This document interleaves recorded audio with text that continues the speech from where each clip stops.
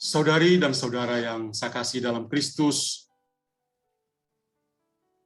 Ibu Bapak sekalian yang hadir dalam pertemuan doa pada malam hari ini.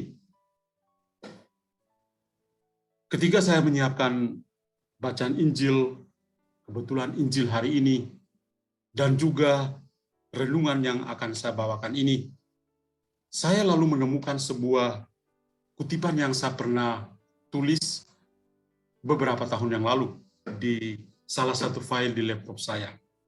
Saya mau bacakan karena sangat menginspirasi. Sharing is caring is a common phrase, but had a big meaning that when we share something with someone else, it is equal to caring him. We show care and our interest in him by sharing. Sharing is not only limited to tangible things. We can share an intangible things as well, like a spiritual thought, any kind of idea, our learnings, or maybe our experience. Doing good is caring, caring with sharing, and sharing is amazing. Sharing is caring adalah sebuah ungkapan umum, tetapi memiliki makna yang besar, bahwa ketika kita berbagi sesuatu dengan orang lain, dengan sesama yang ada di sekitar kita, itu sama dengan kita menunjukkan kepedulian kepadanya. Kita menunjukkan kepedulian dan minat kita padanya dengan berbagi. Berbagi juga tidak hanya terbatas pada hal-hal yang nyata, pada benda-benda yang kita miliki. Kita juga dapat berbagi hal yang tidak terwujud, seperti pemikiran-pemikiran rohani kita, ide-ide apapun yang kita miliki, pembelajaran apapun, ataukah pengalaman-pengalaman kehidupan yang bisa kita bagikan kepada sesama yang lain. Memang berbuat baik itu tanda kepedulian, dan peduli itu kita tunjukkan dengan berbagi, dan berbagi itu amazing, luar biasa. Saya teringat pada Gus Dur, presiden kita tempo dulu. Ia pernah berkata begini, tidak penting apapun agamamu atau sukumu, kalau kamu bisa melakukan sesuatu yang baik untuk semua orang, orang tidak pernah akan tanya, apa sih agamamu? Bagus kan kutipan dari perkataan Gus Dur ini. Hari ini adalah hari yang ke-8 dalam novena Hati Kudus Yesus bagi penyembuhan dan pemulihan dalam masa pandemi. Saya merasa yakin bahwa selama sepekan terakhir, kita semua hadir, berdoa bersama, dan mendapat kekuatan dari Tuhan melalui sabda, dan juga inspirasi-inspirasi rohani yang diberikan oleh para romo. Saya sambil mengingat sebuah perkataan yang diucapkan oleh Santo Yakobus dalam suratnya. Dia katakan, doa orang yang benar bila dengan yakin didoakan sangat besar kuasanya. Dan saya yakin itu. Saya yakin bahwa Tuhan pasti memperhatikan dan mengabulkan doa-doa kita untuk penyembuhan dan pemulihan dalam masa pandemi ini. Saudari dan saudara terkasih, pada malam hari ini saya memilih judul renungan untuk kita renungkan bersama, sharing is caring, seperti saya sudah mulai pada awal renungan ini. Berbagi adalah tanda kepedulian kita. Mengapa saya memilih judul renungan seperti ini pada masa novena, supaya bisa menginspirasi kita pada malam hari ini. Saya punya beberapa alasan yang saya yakin bahwa akan sangat membantu kita di masa novena sampai besok hari terakhir. Yang pertama, kita sudah sepekan berdoa novena bagi penyembuhan dan pemulihan dalam masa pandemi. Apa yang sudah kita lakukan selama 1 pekan terakhir, dan ini adalah hari ke-8, merupakan sebuah kepedulian kita. Sebuah kepedulian bersama kepada sesama kita, dan boleh dikatakan bahwa kita saat ini sedang berbagi dalam doa dan harapan. Kita semua sedang menunjukkan rasa empati kita kepada dunia, kepada saudara-saudara kita yang terpapar C-19. Jadi, apa yang sudah kita lakukan selama 1 pekan terakhir ini adalah sebuah ungkapan nyata, sharing is caring. Berbagi adalah tanda kepedulian. Yang kedua, judul novena kita adalah Novena Hati Kudus Yesus. Apakah kita sudah sadar selama 1 pekan terakhir Novena Hati Kudus Yesus? Tadi kita mendengar ketika kita dalam pergumulan tertentu dalam hidup, novena Hati Kudus Yesus itu adalah obat yang mujarab. Tuhan Yesus memiliki hati untuk mengasihi sampai tuntas. Injil Yohanes bab 13 ayat 1, mengasihi sampai tuntas. Yesus adalah orang Yahudi, dan dia tahu persis. Hati bagi orang Yahudi adalah simbol totalitas hidup dari manusia. Hati manusia menjadi sumber dan daya empati dari setiap orang untuk peduli kepada sesama. Jadi novena kita itu sangat bermakna. Novena Hati Kudus Yesus itu menambah daya dalam diri kita untuk peduli kepada sesama kita. Bacaan Injil yang kita dengar tadi juga sebetulnya berbicara tentang sharing is caring. Ini juga yang menjadi alasan kenapa saya mau menginspirasi kita malam hari ini di hari ke-8 dengan sharing is caring dalam masa pandemi ini. Bacaan Injil yang tadi kita dengar dari Injil Matius itu memberi kepada kita 2 hal penting yang berkaitan dengan sharing is caring. Hal yang pertama, itu kita mendengar Tuhan Yesus menyampaikan ini kali yang kedua, tentang penderitaannya untuk penebusan yang berlimpah.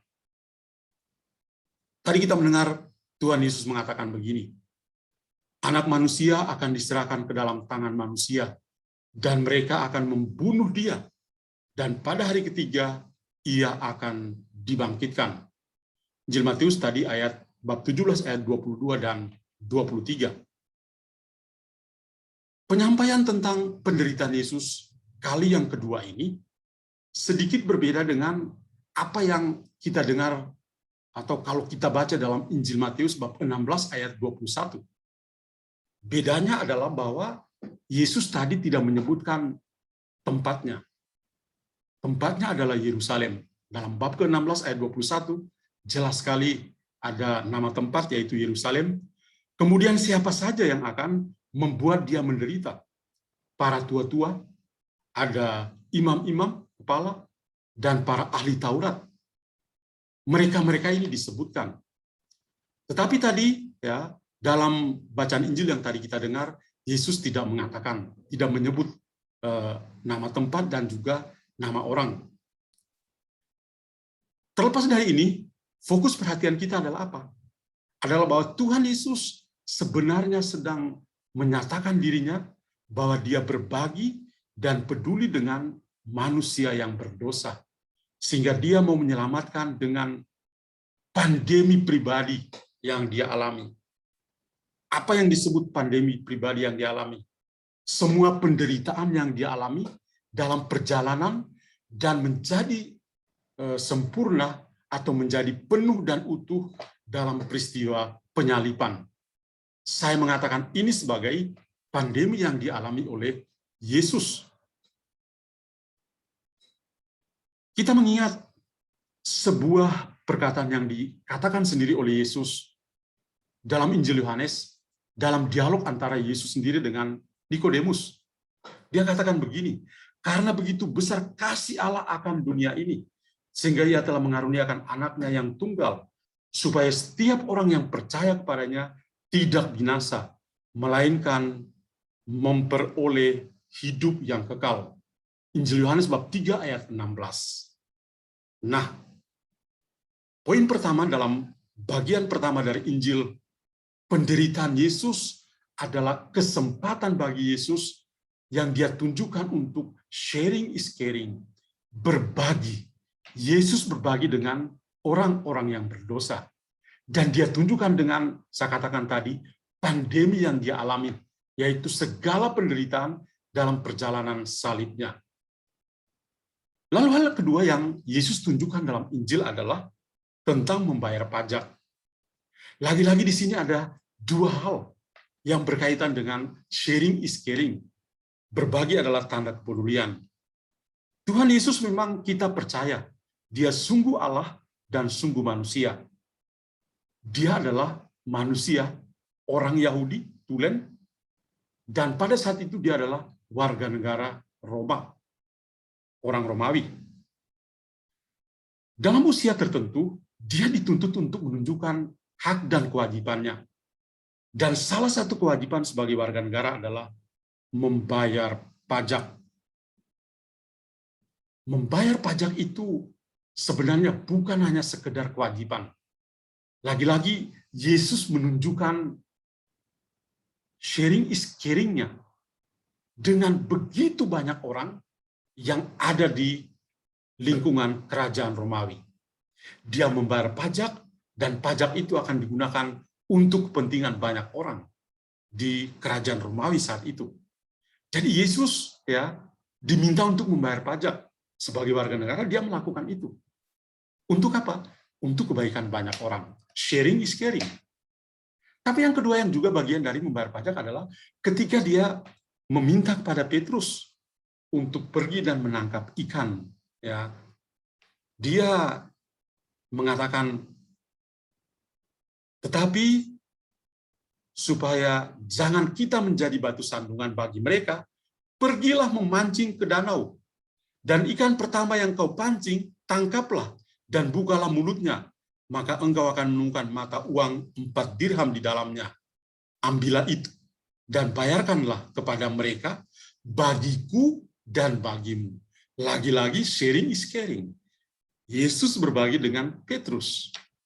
Jadi Injil tadi sangat kaya makna.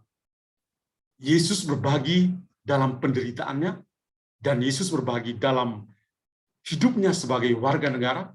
Kepada orang Romawi dia membayar pajak, dan berbagi dengan Petrus untuk membayar pajak. Indah sekali. Dalam situasi apa saja, Yesus menunjukkan sharing is caring. Mengapa kita berbagi dan peduli kepada sesama? Ini sebuah pertanyaan yang penting. Yesus memberi jawaban dalam Injil tadi juga. Dia katakan, kita memiliki kebebasan eksistensial sebagai anak-anak Allah. Kita berbagi dan peduli karena kita adalah pribadi yang bebas. Kita tidak berada di bawah tekanan. Kita adalah orang-orang merdeka. Dan dalam Injil Yohanes dikatakan, Yesus adalah kebenaran. Dan kebenaran itulah yang memerdekakan kita. Sangat indah. Kita adalah orang-orang yang merdeka. Maka, Ibu Bapak Saudara sekalian, saudara-saudara yang saya kasih dalam Kristus, apa yang harus kita lakukan? Di novena hari yang ke-8 ini, dengan tema Sharing is Caring, saya mau katakan, silakan berbagi apa yang bisa kita bagikan dalam hidup ini kepada sesama. Tadi katakan, kita tidak hanya berbagi dengan benda-benda, tangible things, tapi dengan hal-hal yang bersifat intangible. Hal yang rohani yang kita bagikan adalah dengan doa-doa kita. Maka mari kita berbagi dalam hidup kita kepada sama. Anda berkelebihan, jangan takut untuk menjadi miskin. Karena Tuhan akan mencukupkan hidup kita. Air dalam gelas itu tidak akan berguna kalau tidak diminum. Kalau Anda minum, pasti berguna. Dan kita akan mengisi air yang baru dalam gelas itu. Sharing is caring. Anda berkekurangan, jangan takut untuk menjadi miskin. Karena apa? Karena Allah akan melipat gandakan dan memeliharamu. Ingatlah pengalaman-pengalaman biblis yang menguatkan kita. Nabi Elia, ketika tinggal di rumah seorang janda di Sarfat, janda itu mengatakan, saya punya terigu hanya 1 genggam, minyak hanya sedikit saja. Sekarang saya mau buat roti, saya dan anak saya makan, dan tidak tahu besok akan mau makan apa lagi. Tapi karena Elia dan kuasa Tuhan, mereka akan akhirnya bisa bertahan 3 tahun 6 bulan tanpa hujan. Elia, janda di Sarfaat, dan anaknya bisa hidup. Sedikit yang mereka miliki, tapi membuat mereka bisa bertahan. Ataukah kisah-kisah dalam Injil, Tuhan Yesus ketika memperbanyak roti dan ikan. Ya, ketika 5 roti dan 2 ikan itu dia perbanyak, sedikit yang mereka miliki. Para rasul mengatakan, suruh mereka pulang saja, pergi dan beli sendiri. Tapi Yesus mengatakan, kamu harus memberi mereka makan. Dan apa yang terjadi? Yesus mengajar mereka, sedikit yang kamu miliki, kalau kamu bisa berbagi, orang akan puas dalam hidup. Dan apa yang terjadi? 5.000 orang laki-laki, belum terhitung perempuan dan anak-anak, makan sampai kenyang, dan masih ada sisa 12 baku. Kenapa? Karena Yesus mengajar murid-muridnya, sharing is caring, berbagi dalam kepedulian. Maka dari sedikit yang ada dapat memuaskan dan mencukupkan banyak orang. Bahkan masih ada sisa. Dan itu mujizat yang dilakukan oleh Yesus. Ibu Bapak Saudara sekalian, sharing is caring. Tuhan memberkati kita semua. Amin.